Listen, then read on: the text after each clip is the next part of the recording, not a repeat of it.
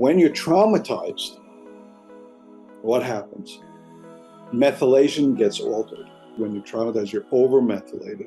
And then what happens, you have silencing of certain genes. And it turns out that you're silencing these genes, the NR3C1 is not being produced. So now you have a worsening of that problem.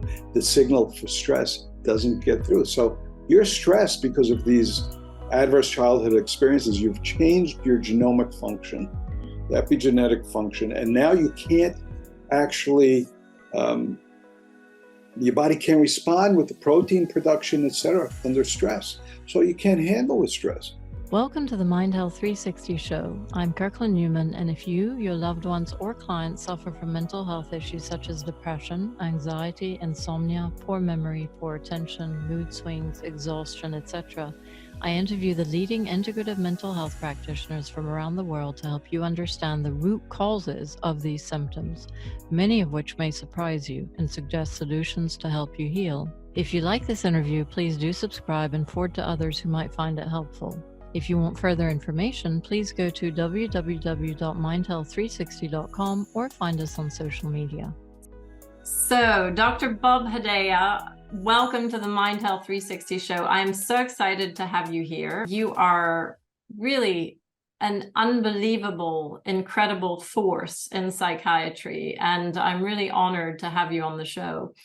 You've been doing this for a long time, and you've been practicing psychiatry for a long time, but also functional medicine psychiatry for a long time. And you've also developed some fantastic cutting edge technologies, which are really helping you approach sort of what we call neuropsychiatry in a way that's pretty unprecedented, and you've had some amazing results. So I'm really excited to have you here. I'll just very quickly put your bio in the show notes, but I'll also just introduce you. You've been at the cutting edge of medical practice psychiatry and psychopharmacology since 1979. You published your first book, Understanding Biological Psychiatry, in 1996, which is amazing. And there you pioneered the use of functional medicine in the psychiatric field.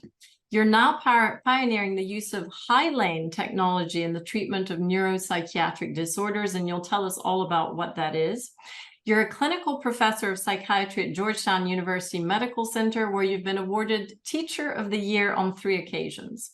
In keeping with your ability to move the field forward, you were first invited to teach PNIE, which is psychoneuroimmunoendocrinology, to Georgetown psychiatry residents in the early 1990s, which is amazing. You're a faculty member at the Institute for Functional Medicine. You're author of 2 additional books, The Antidepressant Survival Guide and Depression, Advancing the Treatment Paradigm, and you're the founder of the Center for Whole Psychiatry and Brain Recovery. You're also an editorial volunteer for Advances in Mind-Body Medicine and Alternative Therapies in Health and Medicine, and you've been featured in local and national media on 60 Minutes, 2020, Vogue, the New York Times, Washington Post, and you're a frequent nationally and internationally recognized speaker. Your website is wholepsychiatry.com, which I've heard you refer to as like Whole Foods, but for whole psychiatry. So I'm really just thrilled to have you here, and I wanted to dive right in and ask you some sort of key questions. So first of all, and I know I've heard you talk about this before, but what made you go from being a psychopharmacologist to getting into functional medicine? I guess the key issue was that I was really doing functional medicine, but not knowing what it wasn't called. It was called metabolic medicine at that time. And that actually started in the 80s with a woman with panic disorder who didn't respond to the treatment. Eventually, I figured out that it was a B12 deficiency, and her panic disappeared with the first injection. And then that put me on the path of trying to figure out, well, what else am I missing? You know, the head is connected to the body by the neck. And I obviously missed that lecture in medical school. And then I just kind of went along with that, and then wrote my book. And then Jeff Bland contacted me when he read my book, and he asked me to be on his metabolic medicine update is what it was called, once a month kind of thing. And we had an interview and we talked. And then after that book, I kind of had chronic fatigue syndrome. I was like kind of on the edge of chronic fatigue. It took a lot out of me.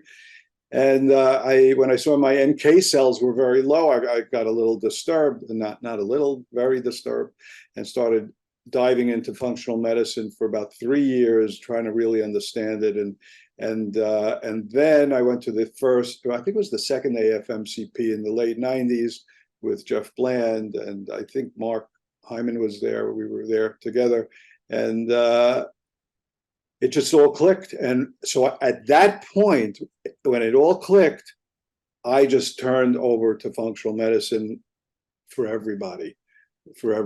I had by then lost faith in the medical model. Not that I don't want to throw the baby out with the bathwater, because I do believe there's a place for medications. There's certainly a place for allopathic medicine, but it's really a stilted medicine, really, in many ways. And so once I started to do that, I was noticed after, I was treating everybody, and then I wrote my second book, which was the Antidepressant Survival Program. Not a good title, because it was really about functional medicine, but that's what they picked.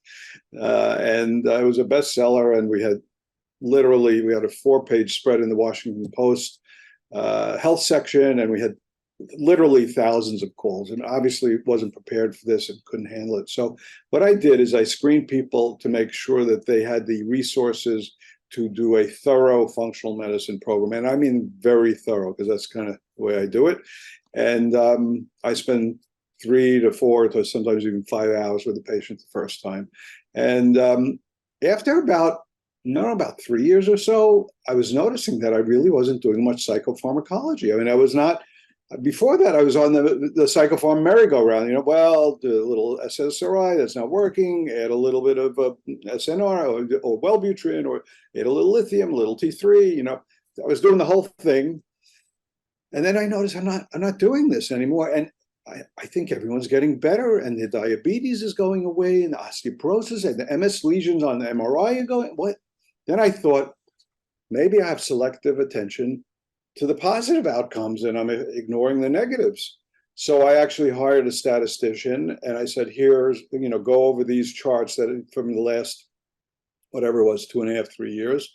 We track people with, BDI, BAI, measures periodically through their treatment. I said, let's go through it and see how it was. Let's take the sequence, don't cherry pick all the patients that I've seen with treatment-resistant depression for the last, whatever it was, 2 years, 2.5 years. There's 23 patients. And it came out that the mean Beck depression inventory when we started with these people was 34 and change, which is in the severe range, mild part of the severe range. And by 10 months, everybody was under 10, which is completely normal. And you could see the tracking as the BDI would go down, not immediately, but at month 4, it would start to go down. And by the end, I didn't make one med change except in one patient. I added lithium because they were suicidal. And that's a medicine to help reduce the risk of suicide. It's pretty much the only one readily available. Clozapine is also, an option, but it's harder to use. So that was it. And I was like, wow, I wasn't really lying to myself. This is actually real. And that was it. I never really turned back. That's amazing. And so let me ask you one thing. Like, why do you think that every psychiatrist in the land is not practicing in this way, functional medicine? Oh, yeah. Well, that's kind of it's like a question for humanity. You know what I mean? There's a good reason and bad reason. The good reason is people are rigid, and they don't they can't tolerate anxiety. They like to know what it is. I was trained that way. People said, hey, there's all these models of psychiatry. It's overwhelming. Just pick one and get good at it. So that's how we're trained. That's also good because it brings stability to the system. It's bad because there's no room for innovation. I mean, it takes so long for innovation to occur. And just yesterday, I spoke to a psychiatrist, a patient. I just saw a new patient. I spent 3.5 hours with her, and she has anxiety, and she has, a long list of this, chronic symptoms, but not chronic. They'd all started after COVID, and I called her psychiatrist and said, well, here's what I found. We worked her up, and she has positive on all her tests, IgM, IgG for Bartonella. She has, the zinc is really low. Her copper is off the charts. She's, on birth control pills. She has inflammatory markers that are elevated. She's living in a moldy house, blah, blah, blah, blah, blah, blah. And he said, well, I respect what you're doing, but the truth is that most people get better when you just take their anxiety and give them an antidepressant, and they'll get better, and these things resolve themselves. Listen, I'm not going to get into an argument with the guy, but the data doesn't support that. The data shows that's actually not the case. Well, that's exactly right. And so I think, that's the frustration. But tell me about, so if you do have a patient who comes to you, what are your sort of key steps in functional medicine? Like, what are the key steps that you would go through in order to figure out, okay, why is this person presenting with depression or mood issues or anxiety or cognitive issues or memory problems or concentration issues? What would be your sort of key workup, given your vast experience, in terms of what usually are the key root causes of these symptoms? First of all, remember that the people that come to me are probably more chronically ill, or they don't want to go on meds or anything like that. So I may have a very different population than other people have. Okay, so they're getting more and more complex. I use the functional medicine matrix. So I'm looking at digestion and nutrition. I'm looking at the immune, inflammatory, infectious systems. I'm looking at toxicities, detoxification. I'm looking at the hormones, all the hormones, the main hormones, certainly the thyroid, adrenal, female, male hormones, insulin, pregnenolone, melatonin, all of the things that we know about. And I look at, now I would say I look at methylation, and then I look at genetics. I'll put those at a little bit lower level, not because they're lower level, but because if you're not going to do a methylation panel if you're limited in what you can do. That's just a little too esoteric. Just learn who should get B12 and folate and how to figure that thing out. There are ways of figuring that out. So that's one basket, okay, is the functional medicine. And then with that comes the lifestyle factors, et cetera, and understanding the timeline and all. The other basket, I would say, is, like, how's the hardware in the brain? That's just, let's say, how's the hardware? Was there a head injury? Was there a brain tumor? Is there a brain tumor? Is there pituitary microadenoma? What are the neuronal tracts doing? What are the networks doing in the brain? That's, because we can do things about that, right? So I'm kind of looking, in a way, simplified. I could say, the brain is kind of like a tree, and it is. The neurons kind of look like a tree looks in the winter, right? And you got to provide the soil, take out the bad stuff, as Sidney Baker said, take out the bad, put in the good, right? And then you kind of work with the networks and what's going on inside the brain, either parallel, sometimes before or after functional medicine. Yeah, so that's interesting because you have a very innovative approach. I mean, you go way beyond functional medicine. So you do all the basics of functional medicine, sort of gut and toxins and diet and lifestyle and infections. And then you also add this whole piece, which you've pioneered, which is sort of, you obviously look at the brain in terms of hardware, in terms of TBIs, traumatic brain injury, et cetera. But then you've got this sort of therapeutic approach that not only addresses all the biochemical imbalances that you identify with your functional medicine piece, but also, gets into the hardware. And that's your sort of high lane protocol, if I understand that correctly.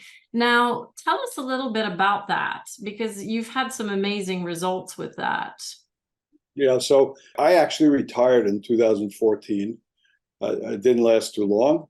But I did retire, and it turned out to be a very good thing because I had the opportunity to do some reading and learning and whatnot, right? So I was on a forced vacation. I wanted to cancel it, but then the resort wouldn't refund the money. My wife said, well, let's go. So we went to, I think it was New Mexico, and we did a sweat lodge. My daughter said, Dad, let's do a sweat lodge. I'm like, okay, we'll do a sweat lodge. So it has an effect, it had a real profound effect. And so the next day I was very relaxed. I'm reading How to Heal the Brain by Deutsch. Is it I think that's the name. The Brain That Heals Itself. Yeah. I was reading this for 6 hours on the hammock, right? And I'm reading about laser in Russia that they're using and the mechanism. I'm like, whoa, this could really help the brain. And then I'm like, well, how would I know where to apply it? Now, I didn't know that people were already doing some laser stuff in the brain at the time. And then I was like, QEG. So basically, in that period, I was like, whoa, I can marry these two, maybe. Let's see. And so I started studying QEG and investigating different, software, et cetera, investigating lasers, et cetera. And then went to a conference on hyperbaric oxygen. I was like, whoa, this is really good, very interesting. So I kind of got into these things and started to put them together. And so HILANE is, kind of a little acronym for hyperbaric oxygen, HY, laser, right? And NE is neural exercise, we'll call it, which you could think of it as, there are lots of forms. One is neurofeedback, increasing novelty, increasing social connectivity, brain exercises, et cetera. And so that's the HILANE program. And so in terms of, what is it about that that's so sort of revolutionary? So, hyperbaric oxygen at the moment is quite, shall we say, sort of trendy. Like, people are really into it, and they've had some very, very good results, especially for traumatic brain injury and neurodegenerative diseases. And then the QEEG, if I'm not mistaken, so it's quantitative EEG, and it measures your brain waves. So what you do is you use the laser, which is sort of light therapy, and then you combine it with the quantitative EEG to get to the right places in the brain. What is it about that? And then the neural exercises. What is it, do you think, about that combination that's so powerful? And maybe we should take a step back and first actually ask you, so what do you think generally are sort of the root causes of these mental health issues, whether they're mood disorders, anxiety, or even neurodegenerative diseases? And again, before I let you speak, I heard on one of your other talks that you were saying that mood disorders often precede neurodegeneration and are often correlated with neurodegeneration. And so that makes one think that they share a sort of common etiology, and that sort of goes on over time. So what are these root causes that you've identified that are causing these mood disorders, anxieties, and then leading to neurodegeneration? On one hand, they fall into the basket of the functional medicine matrix, as the root causes, right? Genetics, but that seems to, I would put it this way, this HILANE has opened up a whole new realm of treatment. There's a couple of things that I recognized. In 2017, a woman came to me, and she had, basically, I was doing the Bredesen stuff, and I had actually been doing that since 2009. And I actually wanted to write a book on it in 2002, but then I had an illness in my family and never got around to it. So, but I was aware that, this functional medicine could actually prevent and treat early dementia. In 2009, I reversed the first case. So, for my first case.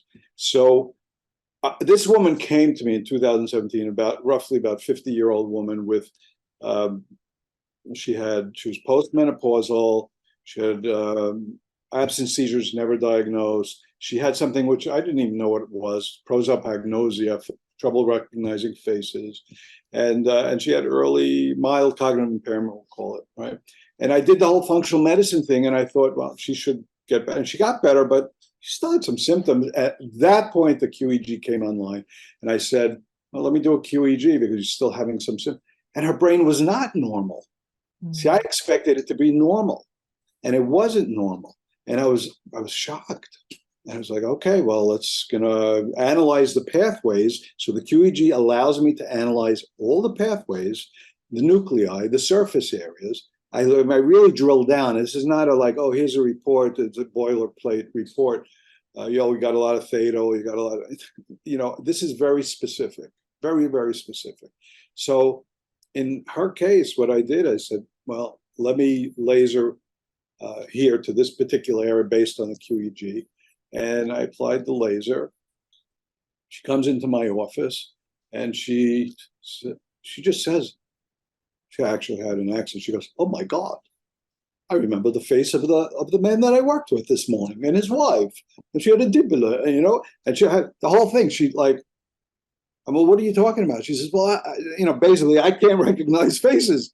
I don't remember faces. I take copious notes so that when I go to my clients, I know exactly who they are and what they did. But I haven't been able to recognize faces for 7 years.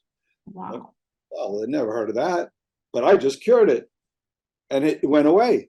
And I was like, I went home that night, and I didn't know, like, I had no way of comprehending, like, how could this be? Yeah. How could this be? I don't understand this. I was like blown away. So we've seen cases. Now, it's not all cases, it's not even most cases, but when I can target the areas with the laser, or I can target the areas with the neurofeedback, I can pick this network, that network. You know, a guy with severe OCD, and we did neurofeedback targeting a particular network, and his OCD was gone. Wow. So it came back. We're treating again, actually doing some ketamine-assisted psychotherapy because there's an issue behind this. We're going to do that. But you use these tools together, and now we have a whole new way of helping people. Well, exactly, because I think that's the thing. I mean, you know, what we all know is that there is not one cause of mental illness, and that's why the psychopharmacological approach is erroneous, because, you know, it's like what Bredesen says, you know, you have 39 reasons or whatever, and so you can't just come up with sort of one pill, and that's never going to fix it. So, you know, you have so many different root causes for all these mental health manifestations, and you also need a very wide tool basket where you can approach these. So I'm interested, though, in the actual mechanism. So most of these issues are due, we now know, to inflammatory conditions, neuroinflammation, for instance, which can be caused by a pathogen or by a toxin or by a food allergy or by, you know, stress or trauma. And so it causes this neuroinflammatory response. So how does the hyperbaric and the laser and the QEEG, how do they sort of help with this inflammation? Oh, great question. So if we take hyperbaric oxygen on a simple level, right, what is it doing? It's increasing the blood flow through the capillary bed, through the whole body, including the brain. So you get increased blood flow of oxygen and nutrients, and obviously you're going to remove toxins, et cetera, so on a simple level. You know, you have increased SOD, catalase, glutathione, peroxidase. I mean, there's a lot of anti-inflammatory mechanisms. Plus, there's evidence that you can increase stem cell growth. You know, so many mechanisms. I'm sure we don't even know most of them. It seems that the pressure is the most important variable, more than the intensive oxygen. Although we're using as close to 100% oxygen as we can, we're kind of following the Israeli protocol. So we do like 20 minutes of 100% oxygen, and then take them off it, and then they get, you know, 5 minutes of no, you know, just regular room air, essentially under pressure. And then the brain says, "Oh, I'm hypoxic," and then it adapts to that. And then we go through 3-4 cycles of that with each treatment.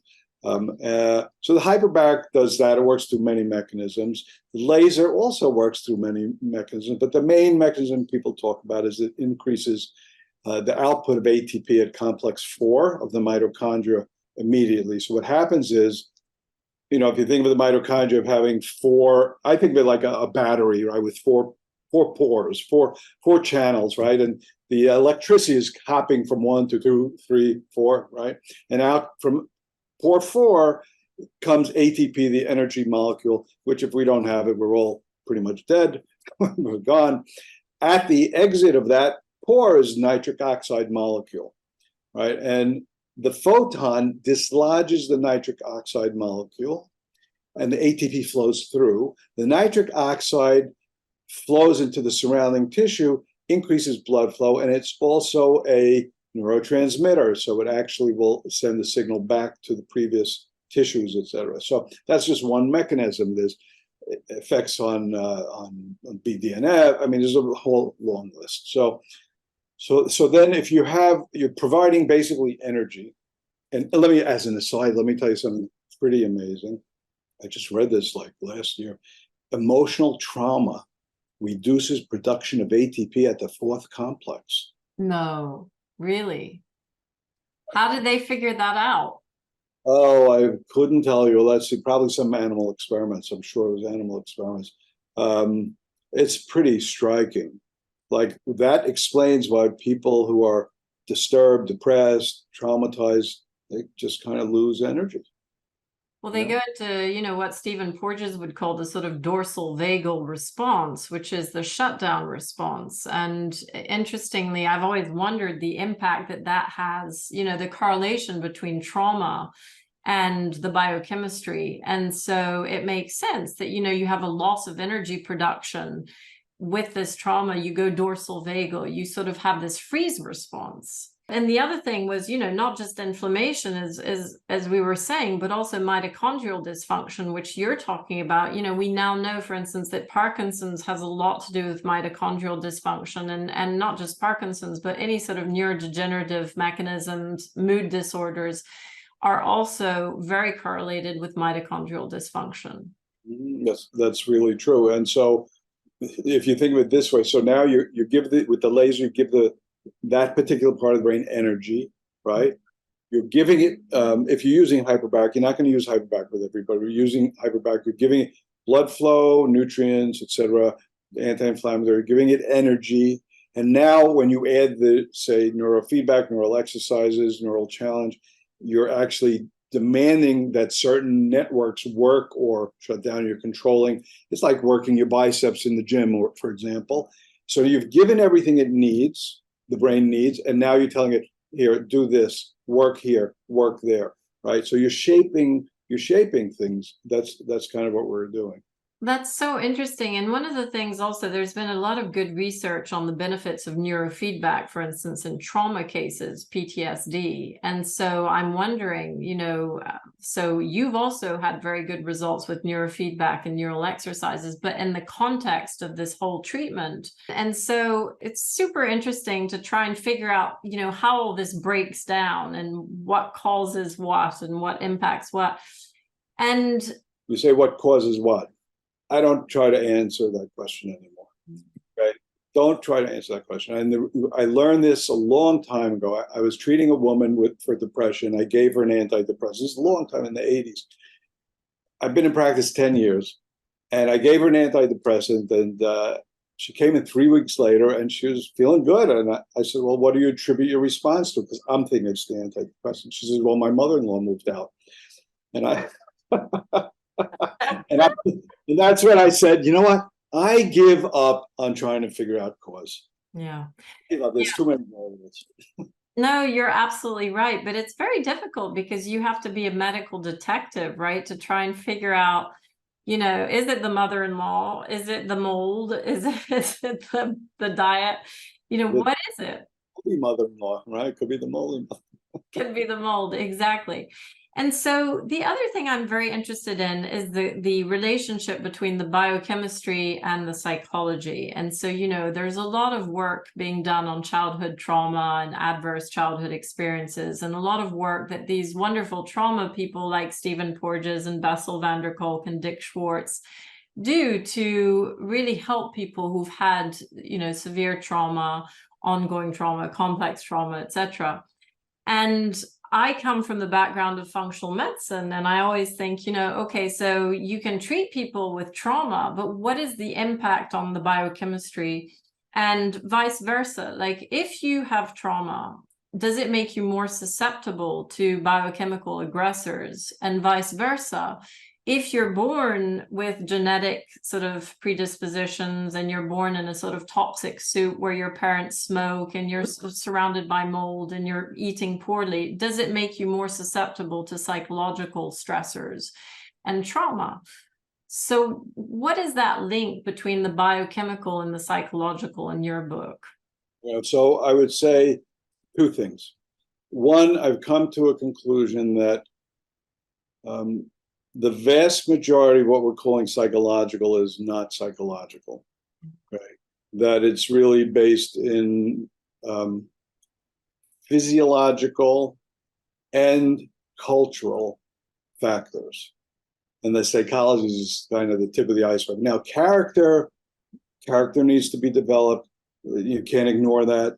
Spirituality needs to be developed. these are, I'm going to put under the psychological realm. I would not put trauma as a psychological problem because it's a whole body problem. The effect of the trauma is so massive on the brain, on the body, on the psyche, on the personality, on the spirit, on the soul. You know, I mean, it's like, not, you can't call it a psychological problem. It's a whole person problem. Now, what's the linkage?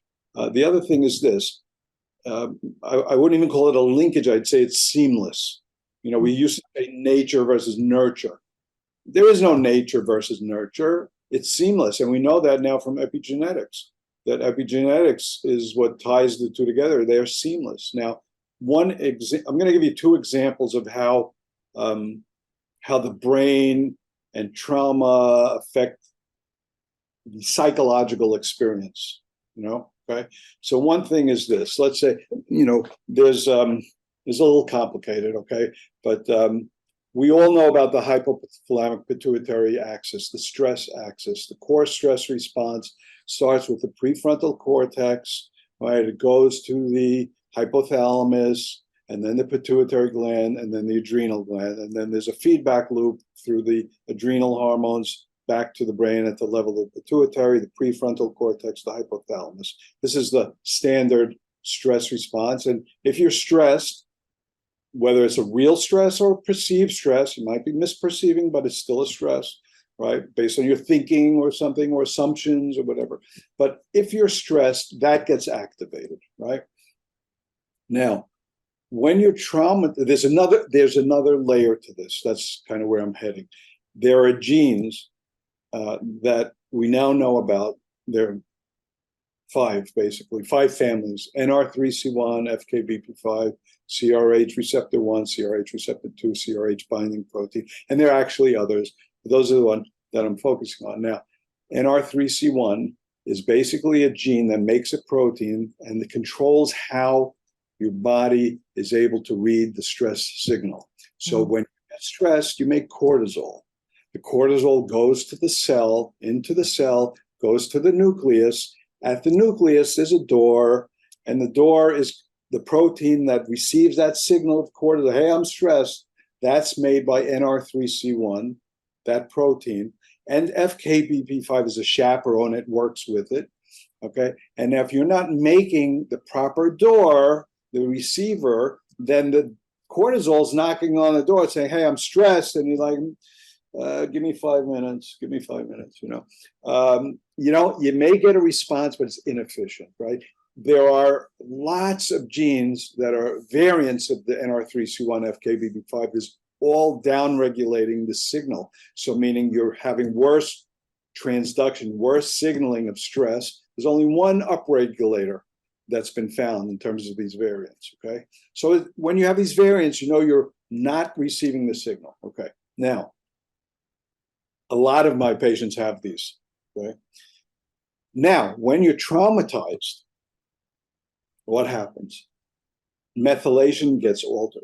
When you're traumatized, you're over-methylated. And then what happens, you have silencing of certain genes. And it turns out that you're silencing these genes, the NR3C1 is not being produced. So now you have a worsening of that problem. The signal for stress doesn't get through. So you're stressed because of these adverse childhood experiences. You've changed your genomic function, the epigenetic function, and now you can't actually, your body can't respond with the protein production, et cetera, under stress. So you can't handle the stress.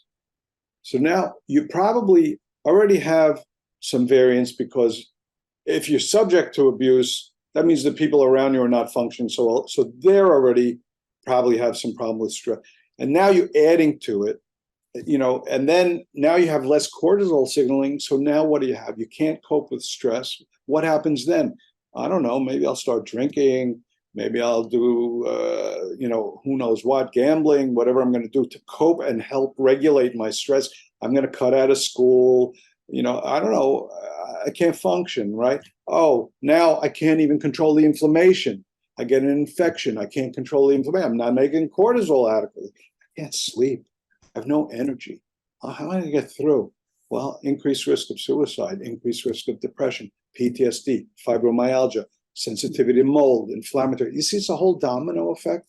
And the thing that doesn't get talked about is that the fundamental problem is actually the lack of a socio-cultural environment that's healthy. That's the main thing, okay? It doesn't get talked about. If you think back to the 1910s, 1915s, we had immigrants coming from, I know, I'll talk about my group, okay? My family comes from Aleppo, Syria, okay? It was Syrian Sephardic Jews, okay? We had a community in Aleppo for 2,500 years, stable, okay? Stable. Yeah. Now, when they came here, they came with 10 men, they didn't have nothing, and they supported each other. And now, then when they saved up, they brought their families over. Now, when somebody fell into hardship and couldn't pay their rent, everybody chipped in. You were not alone. You were not alone, right? So we're herd animals. But since the Industrial Revolution, we've been atomized. Your family doesn't matter. Go get a job across the country. It doesn't matter. Well, guess what? It does matter. Yeah. So the problem here is if people were living in groups and communities that were meaningful and loving and caring, I'm not saying utopia. I'm not saying without problems, but where you have resources, you have resilience, you have many people to go to. You don't have to rely on the government. Rely on your aunt, your uncle, your cousin, etc. The priest, the rabbi, whatever. You have a network, you have resilience. You really have a buffer against stress. And this is where you have the blue zones, where people are living long, healthy lives. And so that's the fundamental problem. It's not poverty, because there was poverty in the 1910s and 19. It's socioeconomic impoverishment, cultural impoverishment. That's the problem, because we are like bacteria in a petri dish, okay? The culture medium that we are in is what determines our expression, who we become. The bacteria is different. If you put it in a different culture medium, it expresses different genetics. We're the same, we're no different. And the problem right now is a socio-cultural, spiritual problem, and it's manifesting in all these biological things we're talking about, which we have to treat, because we can't just pick people up and put into a new petri dish, right? We don't have that ability. So that's the big deal. I love that. And I think that's really it's a beautiful picture that you paint, and you're absolutely right. And it rejoins what Professor Porges talks about a lot, which is, this feeling of community and safety, and how, we're essentially mammals, with reptilian brains and mammalian brains, and then the human brain. And, we need co-regulation of the nervous system. And we have all these dysfunctions of the nervous system due to our cultural and societal circumstances. And so sort of that brings me to another question I was going to ask you is, this present crisis, this sort of epidemic in mental health, what would you say it boils down to? I mean, you've talked about the sociocultural sort of fragmentation and the lack of support. Are there other things that you would point to, whether, I don't know, technology or social media or the quality of food, or, all these things that you're seeing from your perspective create this perfect storm of mental health problems? Yeah, I mean, there are lots of other factors, right? Endocrine disrupting chemicals, right? We haven't talked about that. Thousands of these new chemicals. Look at what they're doing. In my opinion, there's the whole gender dysphoria issue is a function of, I'd say, three things. One, some people are probably born with a genetic propensity to some gender confusion. It's probably like in the population. It's just genetically present, right? And then you add to that the endocrine disrupting chemicals that mothers, the babies in utero, during the time when the brain is forming its sexual identity, these are clearly changing the hormonal signaling in the brain, etc. So now that's laid down, I'm sure, early in life, pre-birth, right? And now that's another thing. And then on top of that, you're getting a third layer, which I'm going to call the fad. And I saw this with a multiple personality disorder in the 80s. Everybody was diagnosed with multiple personality. It was the fad. we like this in medicine, certainly in psychiatry, we get into fads and we get blind. And so I think there's also the kids who are disturbed for lots of good reasons. They latch on to this, and they're being encouraged to latch on to it. And sometimes it's correct, and sometimes it's not correct. So it's a complex problem. And now, so the people in society are saying, well, what's going on? What, we can't even count on gender? What? We can't even count on that. What is going on here? Everyone gets disturbed, right? That's just like one example. We're on a collision course with ourselves, and we are going to self-correct. I believe we're going to self-correct. We will, but I hope we do it sooner rather than later. I think that's very optimistic. I'm not sure if we're really going to self-correct. I think I'm a little more pessimistic, but I mean, I guess this makes your job as a psychiatrist so much more complicated, because you're dealing with so much more complex chronic illness, which is caused by so many of these factors that we've spoken about, whether it's environmental toxins or, molds and plastics and endocrine disruptors and the breakdown of society in some ways, and sort of the nuclear family and the wider community. But so what are your sort of go-to ways? I mean, I'm coming back to this sort of revolutionary approach that you have, which is this combination of functional medicine with these other techniques, the laser and the QEEG. How do you decide how to treat people? And, the challenge is, every single person who comes to you, do you then look at them from this 360-degree perspective and say, okay, we're going to have to treat you functionally, but we're also going to have to do these therapies? And then do they have to go on ad nauseum, or can you fix people in some ways? Like, what's your sort of sustainability outcome? Like, are you able to get people better? Or is it just incredibly frustrating because it's like the myth of Sisyphus, you roll the rock up the hill and it rolls back down the next day? Yeah, it's a great question. So I would say a couple of things. One is, the most important factor for getting well is being motivated to take care of yourself and get well, and being able to follow a program, right? That's number one thing. And if you don't have that, my program's not for you. That's for sure. Most people so if we take the basket of people who are, I'm going to do what I got to do, most of, I don't know, over 90% get well. Over 90% get well. It's probably about it depends, anywhere from 6 months to a year and a half, but till they're back and doing well. But it can be longer. I mean, I think of a guy who was 14 when he came to me, and he was suicidal, had been hospitalized, he wouldn't talk, he was Asperger's, and we just had to keep this and then that and then this and then that and then this and then that. He did everything he had to do. His mother wasn't so good at doing, but when she told him to do something, he did it. Well, he's finished. I think he's in his second year of college now, doing great. Got him off a lot of his meds, but that took, I don't know, it's like hard work for 3 years. It was a combination of different things. So I think that it's not like, oh, I got to take 50 pills for the rest of my life. No, it's not like that. There's a period of intensity in the beginning, and it depends on the factors. What I've learned, and you won't be surprised by this, is that there are people who can't take care of themselves. These are the people who've been traumatized, usually. And so now we're doing the ketamine-assisted psychotherapy in the last 6-7 months, and I call that warp speed therapy. And it's just so striking. And actually, if you want, I'll share my screen. I'll show you a slide. And we're going to talk more at the conference about this, actually, a lot more. But I can show you a slide that will kind of blow your mind. So you see, anything that's blue is slow. Anything that's red or yellow is too fast or unstable. So here's the surface of the brain.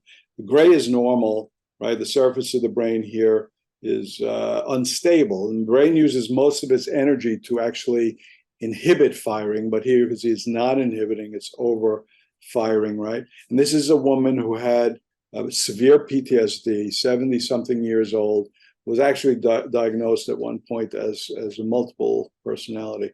Right, and this is before ketamine. Okay, this is 2 hours after ketamine on the right. The gray is completely normal. Wow. Now, we did ketamine-assisted psychotherapy. This is all in delta, okay? This is the neurons that are firing 1 to 4 times per minute, okay? So you can see that the change is pretty dramatic. Not for everybody. So it works. What do you think determines? So I have a lot of questions about this. First of all, why does it work in some people and not in others? And if it does work, what is the mechanism of action that makes that work? And the third question, I think, is regarding the QEEG and those areas of blue that you pointed out, which were, you talk about sort of abnormal functioning. It's either over functioning or under functioning, i.e. the brain is either connecting too fast or too slowly. Is that correct? And what are the causes of that? Okay. Okay.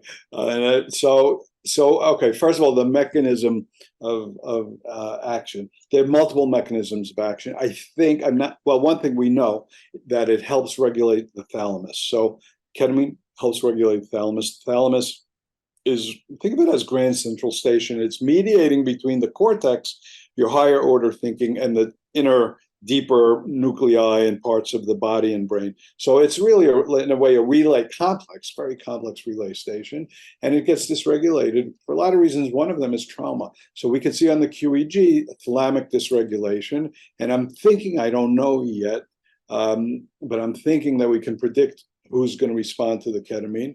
We certainly can tell who ketamine is good for and who it's not for after one session, because we could just look at the QEEG and say, did it improve or did it get worse? If it gets worse, we don't do any more ketamine. Okay. I think that that thalamus is one. It's anti-inflammatory as well, right? And ketamine is anti-inflammatory. As well. It activates the D2 receptors, agonist at the D2 receptors, a few other mechanisms. So I think it's got multiple mechanisms that are effective. Now, the blue areas that are underactive that you were asking about, what causes that? Could be head injury. So we'll see a particular fasciculus in the brain. It's called the arcuate fasciculus. You might see a shear injury if you had where the neurons kind of get torn, let's say. Not, that's a little strong of a word, but there's a shear injury. You might see the arcuate fasciculus, or you might see sometimes if you have low energy, like the guy who's 14 that I was telling you about. I got so many things in order, and he was on stimulants, and but his vasculature, his capillary beds were not perfusing, I think from excessive adrenergic stimulation. We took him off the stimulants.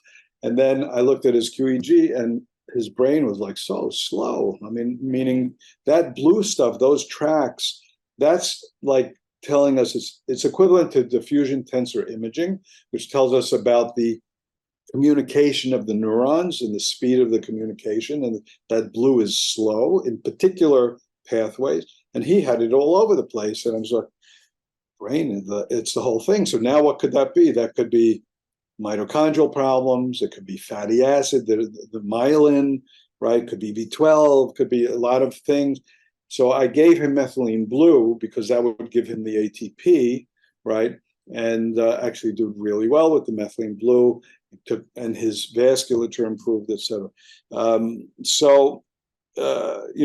then you can have abnormalities in some of the tracks because of, let's say, you can actually create it by your behaviors, right? Because the brain is plastic and responds to what you do and what you think and who you were around as well. So it doesn't have to come from the inside. It could come from the outside, come from both, So you mean your waves could actually change according to your actions, your belief systems, your thoughts, and that could either make your sort of connections chronically fast or chronically slow, like hyperactive or underactive? They do. I mean, that's known, like, for example, PTSD. So if you take specific networks like the salience network or the default mode network or the executive network, let's say, that, and the nuclei that are connecting these, think of the brain in a way, this is very simplistic, as a United States map or a map of a country, right? And you have the highways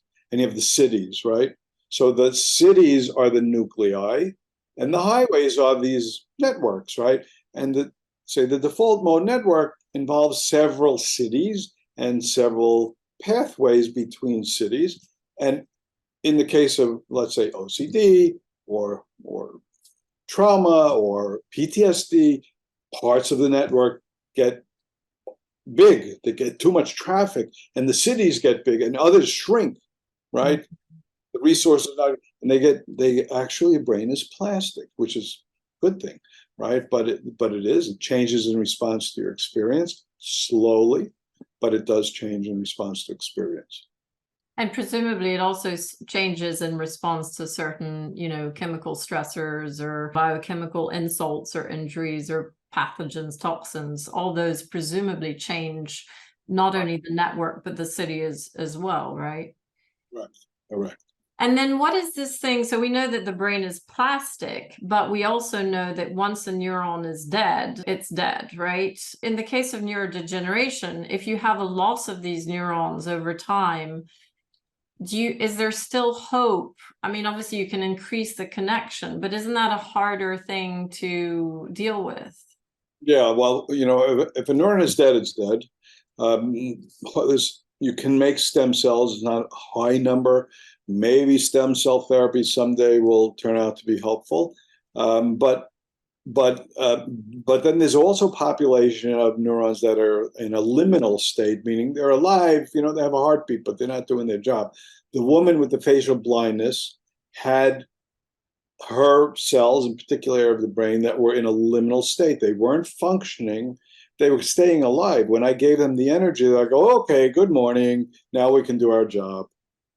So then the brain also can compensate, right? So my stroke of insight is a book everybody should read about a neuroscientist. I think she was from Harvard, and she had a stroke somewhere in her 30s, but she was a neuroscientist, so she was observing herself. She had a massive stroke, I think, on most of the left side of her brain. And so she was operating on the right side of her brain, which is a whole different ball game. And then she was able to rehabilitate herself over the course of a couple of years, And so. How did she do that? I guess exercises, forcing herself to do, the things that didn't come naturally to her. It was really hard work. People are helping her, but she was able to rehabilitate herself, I think, almost perfectly. And so the brain can recruit other areas to cover areas that are not working. Yeah. Hard work, but it can happen. And I mean, things like hyperbaric oxygen can be very helpful for, to regenerate the brain. And in stroke and TBI, we know that they have very good results in terms of regeneration. And that's easy. You just sort of sit there. Okay, so wrapping up, if given all these different modalities and all these complexities in terms of causal factors and also treatment factors, how do you determine, what to do? How do you say, okay, well, I'm going to choose ketamine over laser, over hyperbaric, over functional medicine? Do you just do a combination, or what's your judgment making these choices? So it's I'm learning. Okay. So 5 years ago, I was saying, no, I got to do functional medicine, then I got to do highlight. First, I got to do functional medicine for sure. The brain has to have what it needs. Then I could fix what's going on inside the brain. Then about 3 years ago, I had a woman who came to me and evaluated her, and she had aphasia and early dementia, and she didn't want to change her diet. She doesn't want to do anything, right? And her husband's begging me to treat. I said, look, you're wasting your time. You're wasting your money. She's not going to do it. He wanted the laser because she couldn't speak. But I said, all right. I sat in my office, Kiki, and making her laser plan. This is what happened. Pops out of my mouth. God, I need a miracle. I go into the laser room. I'm lasering her. I didn't even bother. I used to have people shave their heads. I didn't even bother. And I laser her where I think I should laser her.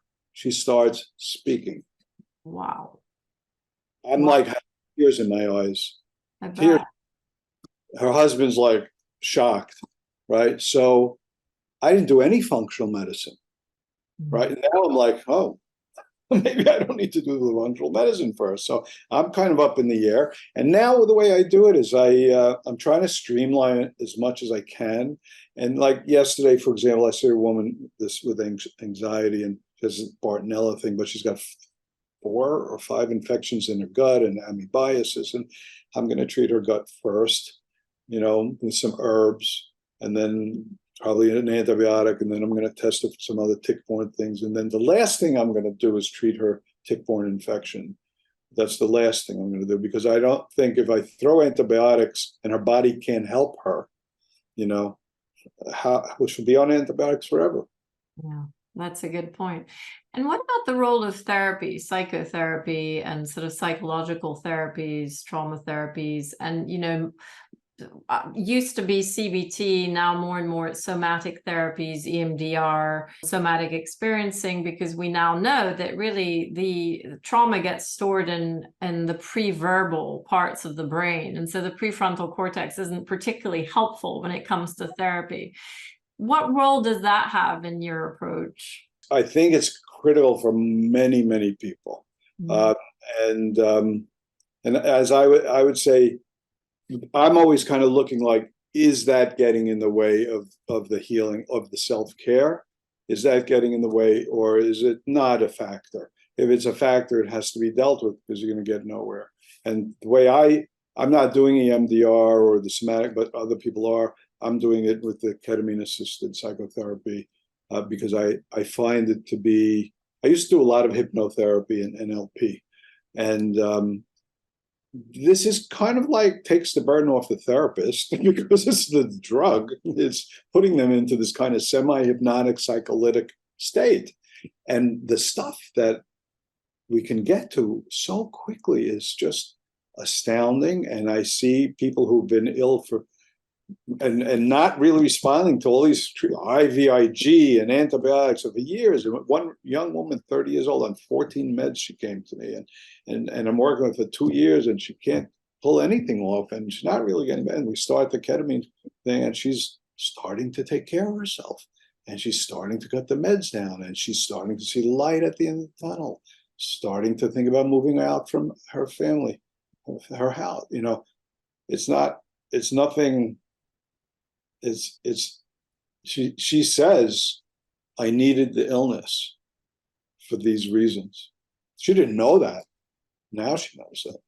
Well, it's so interesting. I mean, you just wonder how sort of one shot of ketamine can do that to the brain. I mean, it's just quite extraordinary. I wonder, is it because it allows you to access other parts of the brain which are subcortical, or is it, I don't know. I mean, how? I'll explain it to you. So what the ketamine does, if you think back to that slide I just showed you, right? And you see that the second picture was all gray, right? That means everything was functioning normally and in balance. Everything. So now your brain is working. It's like you're driving the car, all 8 cylinders are working. The therapist has to help you. Okay, now let's drive down the highway. The therapist is guiding you. Without the therapy, I don't think that it would be the same. It's not just a shot of ketamine, it's the ketamine with the therapy. The therapy is so important. And you don't have to have psychedelic levels of ketamine. You can have psycholytic, meaning enough that you're just relaxed enough to begin to make connections that are unconscious. They're just unconscious. You don't have access to them. And so basically the ketamine allows the brain, as you showed in the slide, to function normally, then so that the therapy can work. Is that how it works? Yeah, so then not only does the therapy work, but you have access to things that you don't have access to normally, because there's another aspect of it which I cannot explain. Why do you have? So I did this on myself, actually. Before I did it on a patient, I tried the ketamine to see what it would be like. And then actually one day, the second time I tried it, I had severe neck pain, like a knife in my neck. And when I was a kid, 3 or 4 times I had that. And I got to the point, it was developing over 3 or 4 days, and I couldn't really move my head. I got to a point where I couldn't move my head. So I said, I didn't have anything for pain, but I had the ketamine. Ketamine helps with pain, and I was like really in a lot of pain. So I said, I'm just going to take some ketamine. And I said to my wife, I said, you got to do some therapy on me. So she's great, and she came and she pulled up the chair and she starts doing some therapy, right? So here's what happened. Go into this state, and what came to me was that a picture came into my mind from when I was maybe 9 years old that was in my living room, and it was of a bull, and like a bullfighting ring with the knives, right? Okay. This is so that's what I was feeling. I hadn't thought of that picture in, like, I don't know, 60 years or something, right? And what I realized through the ketamine therapy, that one of my sons was coming to town. I was having a conflict with him, and the conflict with my son was an echo from a conflict that I had with my brother, my older brother, when I was a kid. And so that, the way the brain or the mind works, my mind must have said, it kind of symbolized the conflict using that picture that was in the living room and created this pain. And and now I'm re-experiencing that. It's a crazy thing. It's like, how does the mind work? It's so really weird, But as I resolved it through the ketamine, and I understood the nature of this conflict and the transgenerational nature of this conflict, and reframing my relationship with my son, and then the pain dissolves, and then he's coming into town, and I'm like, okay, now I understand what's going on. I'm not going to be surprised. I know how to manage this. I know something could pop up, but yeah, it's to be expected. Maybe it'll pop up. Yeah. I know what it is now. That was from one session with ketamine. That's amazing. I mean, that is unbelievable. I mean, it corroborates the amazing results that have been, obtained not only with ketamine, but also MDMA, psilocybin, and that's why they're sort of fast tracking it. But I agree with you that it has to be in the context of therapy, whether it's your wife, who's obviously a lovely therapist, or, but that part is crucial, because otherwise it's a bit of a gold rush and everybody sort of goes out and says, oh, let's do this. But kind of what's happening. Right, with ketamine clinics, all they do is give you IV, slap on some blindfolds, give you some music, and that's not. I mean, not that you can't get benefit from it, but not in the context of what we're talking about. That's really not what's needed primarily. I 100% agree with you, and I mean, I'm very interested also in psychedelics in the context of functional medicine and the whole picture, right? And I think what you've proven in this podcast beyond a doubt is that we do have to look at all these different aspects, and sometimes one works, like with your lady with the laser, where it just worked without functional medicine, and sometimes the ketamine might work, but it's really important to have a very holistic approach and look at the whole person and the whole, as you call it, whole psychiatry, and look at the functional medicine and the brain, the hardware, and all the different aspects that feed into our moods and our anxieties and our our cognitive health, essentially. So that's just a taster, Dr. Hedaya. I mean, I could go on for hours because you're fascinating and you're doing some amazing pioneering work. And I'm incredibly grateful. And I'm so excited to see you at IMMH in a few weeks and to hear more about your pioneering work. And thank you so much for being on the show. And is there anything that we have sort of left out that you would like to say as sort of a wrapping closing words? That's two things. One is, I want to say that we're going to dive in deeper at the conference with a lot more detail, specific, right? And the second thing is, I want to kind of circle back, if you don't mind, to the idea of community and how it works. Instead of it being a theoretical thing, yes, we all need community. I moved to a community about a little over a year ago, that is a very tight-knit community. And so that when I go out every day, I'm meeting people on the street, that I know, or who know my mother, my brother, my sister, et cetera, and I was thinking the other day, I was like, every interaction I have is like medicine for me. I just feel this love and this joy with every interaction. I'm like, what is this? Must be doing something for me. This has got to be, right? And then I realized, then I had this interaction with this psychiatrist yesterday around this other patient in my community, and he's telling me, well, you don't need all the Bartonell, all the medicine, you don't need all this stuff. And it was very interesting because I thought, he's also a member of this community, right? Now, if I was in Washington, D.C., I'm going to say that I probably wouldn't have even called him. I would have left it to the patient. And it was like, you talk to him. This is what I do. This is what he do. Whatever you like to do, you could do whatever you like to do. But because I'm in a community, I'm going to be interacting with him. I need to give him the respect, and because I'm going to have more dealings with him, and give him the respect, and I have to give everyone I meet respect on the street, in the car wash, wherever I go, in the store. I give everyone respect because I'm going to need them. I'm going to know them. I want to help them. You know what I mean? It's not just self-serving. I don't mean to say that, but there's a consequence. If you are in a community and you behave inappropriately, you're going to feel a consequence.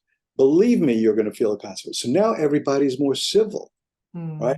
Everybody's more civil. Well, wow, isn't that beautiful, right? Because every interaction is so. I will tell you that I pray in a synagogue every morning, and my wife said to me, "Isn't it great that you're around happy men?" And I said, they are all happy. And not that they don't have problems. They do. No.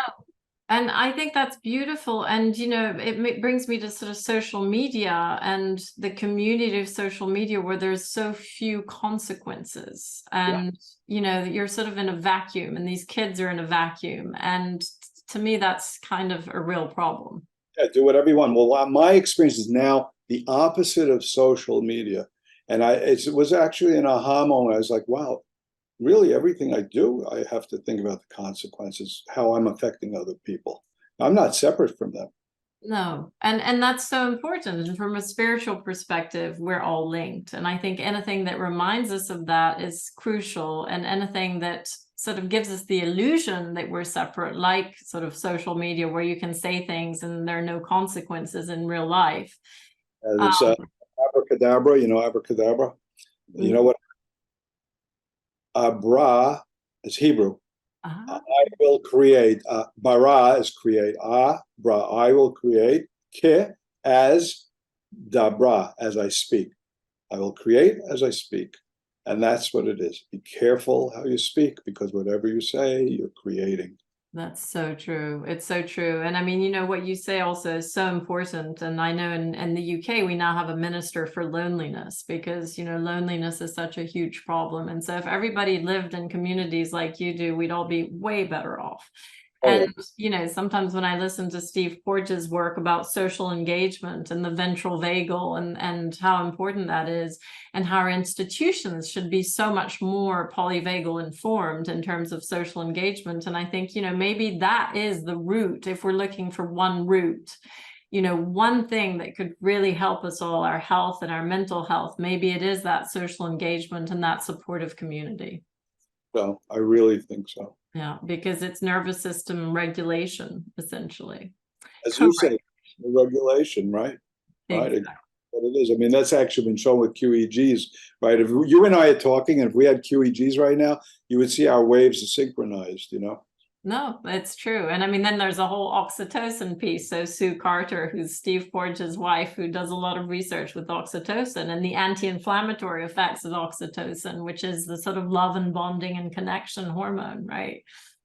It's all so interesting. I could talk to you for hours, Dr. Hedaya. You're amazing. And so to reach you, just your website, all this will be in the show notes, but it's wholepsychiatry.com. Yeah, in Whole Foods with a W, W-H.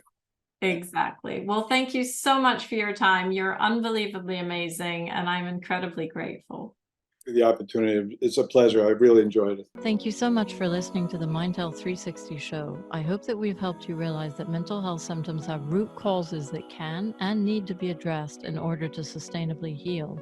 and have given you some ideas about steps you, your loved ones, or clients may take to start their healing journey.